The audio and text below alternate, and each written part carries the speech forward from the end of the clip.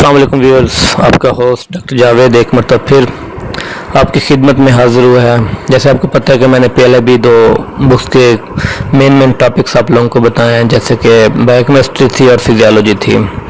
तो दोस्तों के मैसेज थे कुछ लोगों के कि मैं सर पैथोलॉजी के बारे में कुछ गाइड कर दिया जाए कि पैथोलॉजी हमने क्या करना है, कहाँ से करनी है, कैसे करनी है। तो जैसे कि आपको पता है जनरल पैथोलॉजी और सिस्टमिक पैथोलॉजी डिफरेंट चीज़ें हैं। तो मैं ये कहना चाहूँ जो सिस्टम जनरल पैथोलॉजी है ना, वो आपने पैथोमा से करनी है। 6 चैप्टर हैं, ठीक है। आप उनको अच्छे तरीके से फिंगर टिप्स पर रेडी कर लें, क्योंकि ऑलमोस्ट 20-25 MCQ वहाँ से आ जाते हैं। 20 MCQ तो पक्के हैं जनरल पैथोलॉजी से आने के। नेक्रोसिस वाले आ जाते हैं और भी कुछ हैं, वहाँ से आ जाते हैं, ठीक है। जनरल पैथोलॉजी मोस्ट इंपॉर्टेंट, अच्छे तरीके करें, पैथोमा से करें। 6 चैप्टर हैं, वो हो जाते हैं। अगर सही तरीके का बंदा करने वाला ना, विद इन 1 वीक उनको कवर कर सकता है, अच्छे तरीके से कवर कर सकता है। हाँ, अगर वैसे भगा के करने वाला तो 2 से 3 दिन में तैयार हो जाते हैं वो। अगर अच्छे तरीके करने में वीक दें उनको, 6 चैप्टर्स को बार बार रिवीजन करनी है आपने उनकी।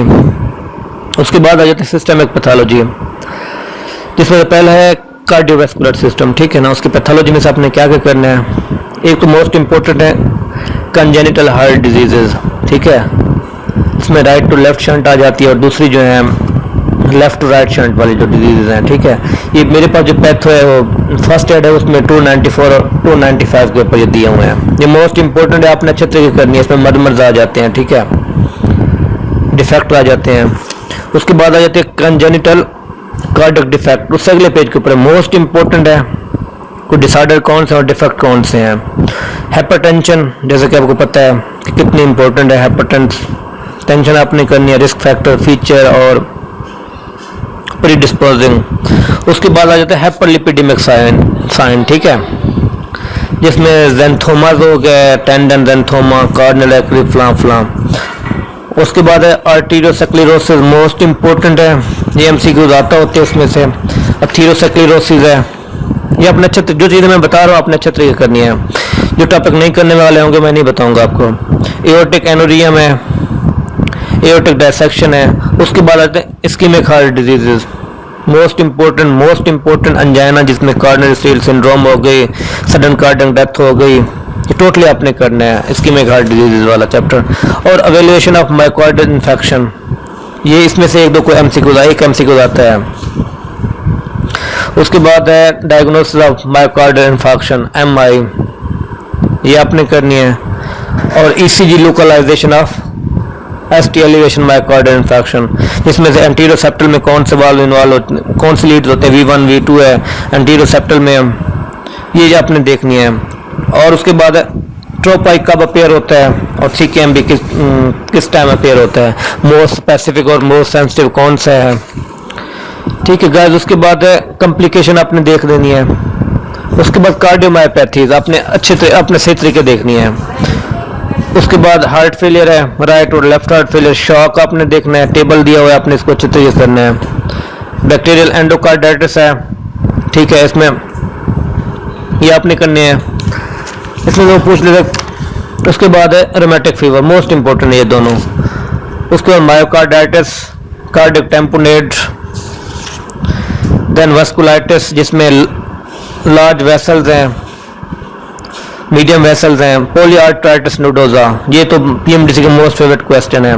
टक्कायासु आर्टेराइटिस, ठीक है, जिसमें जिसको हम पल्सलेस डिजीज भी कहते हैं। उसके बाद स्मॉल वेसल्स वाली वास्कुलाइटिस है। तो गाइस कार्डियोवैस्कुलर सिस्टम इतना टफ नहीं है, इतना टाइम भी नहीं देता, बट ये है कि अगर आप सही तरीके करेंगे तो इजीली और जल्दी कवर हो जाएगा। अगर आप रट्टा लगाएंगे तो रट्टा लगाना बहुत टफ हो जाता है, बंदा भूल जाता है फिर। उसके बाद गाइस अगला सिस्टम पे हम आ जाते हैं। अगला सिस्टम है एंडोक्राइन, और मोस्ट इंपॉर्टेंट है एंडोक्राइन। फिजियोलॉजी तो मैंने आप लोगों को बता दी थी। उसके बाद चलो इसका पैथोलॉजी बताता हूँ कि आपने क्या करना है। कुशिंग सिंड्रोम करनी है आपने, फर्स्ट एड से करना है, जो चीज़ें बता रहा हूँ मैं। एड्रिनल इनसफिशिएंसी है, हाइपरअल्डोस्टेरोनिज्म है, न्यूरोएंडोक्राइन ट्यूमर है, न्यूरोब्लास्टोमा, फियोक्रोमोसाइटोमा, ये करना है आपने। हाइपो और हाइपरथायराइडिज्म का फ़र्क आपको पता होना चाहिए, क्या कुछ होता है इसमें। उसके बाद हाइपोथायराइडिज्म आ गया, हाशिमोटो थायराइडाइटिस, ये मोस्ट इंपॉर्टेंट है। उसके बाद नीचे 2-3 दिए वो अपने करने हैं। हाइपोथायराइडिज्म में ग्रेव डिजीज है मोस्ट इंपॉर्टेंट, और थायराइड स्ट्रोम है। वैसे वो सारे इंपॉर्टेंट है बट मोस्ट इंपॉर्टेंट ये जो पीएमडीसी के मोस्ट फेवरेट क्वेश्चंस हैं। और कॉज ऑफ गाइटर है, ये आपने करना है। उसके बाद thyroid adenoma, cancer, papillary carcinoma most important guys. Hyperparathyroidism आपने देख लेना है। उसके बाद है जी एक्रोमेगाली, ये क्वेश्चन है बहुत इंपॉर्टेंट है। उसके बाद डायबिटिक मेलाइटस, डायबिटिक इंसिपिडस। उसके बाद SIADH, ये आपने देखना है गाइस।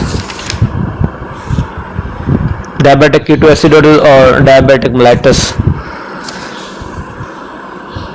और हुंक, हाइपरोस्मोलिक हाइपरग्लाइसेमिक स्टेट जो है जिसको हम कहते हैं, ग्लूकागोमा, इंसुलिनोमा, ज़ोलिंजर एल्सन सिंड्रोम, ये आपने देखना है, लाजमी देखना। और गाइस उसके बाद अगले सिस्टम पे हम चलते हैं जिसमें GIT आ जाता है। GIT में से कुछ चीज़ें करनी है, कुछ चीज़ें नहीं करने वाली, बट मैं वो भी आपको बता देता हूँ कौन सी चीज़ें आपने करनी है और कौन सी नहीं करनी है।